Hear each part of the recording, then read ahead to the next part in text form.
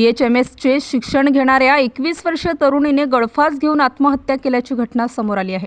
तू माझ्याशी बोल, मला भेटली नाही तर मी विद्युत डीपीवर चढून जीव देईन, अशी धमकी तरुणाने दिल्याने त्यातूनच तरुणीने गळफास घेत आयुष्य संपवले आहे। ही घटना छत्रपती संभाजीनगर शहरातील N5 सिडको भागात असलेल्या हॉस्टेलमध्ये उघडकीस आली। या प्रकरणी तरुणाविरुद्ध गुन्हा दाखल झाला आहे। गायत्री दाभाडे असे गळफास घेतलेल्या तरुणीचे नाव आहे, तर दत्तू गायके असे एकतर्फी प्रेमातून धमकी देणाऱ्या तरुणाचे नाव आहे। गायत्रीची मावशी कल्पना सूर्यवंशी यांनी दिलेल्या फिर्यादीमध्ये नमूद केले आहे की गायत्री सिडको N5 भागातील विजयश्री कॉलनीतील हॉस्टेलमध्ये राहून BHMSचे शिक्षण घेत होती। यावेळी आरोपी दत्तू हा गावातील असून त्याने गायत्रीला वारंवार फोन करून त्रास दिला होता। तू माझ्याशी फोनवर बोल, तू मला भेटली नाही तर मी विद्युत डीपीवर चढून माझं आयुष्य संपवेन, अशा धमक्या तो देत होता।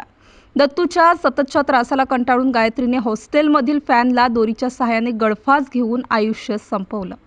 या प्रकरणी सिडको पोलीस ठाण्यामध्ये दत्तू गायके याच्या विरोधात गुन्हा दाखल करण्यात आला असून या प्रकरणाचा पुढील तपास पोलीस हवालदार तेलुरे करीत आहेत। आपल्या परिसरातील बातम्या पाहण्यासाठी आजच आमच्या द क्राइम एक्सप्रेस न्यूज चॅनलला YouTube वर सबस्क्राइब करा आणि बेल आयकॉन प्रेस करा। लाईक, कमेंट आणि शेअर करा।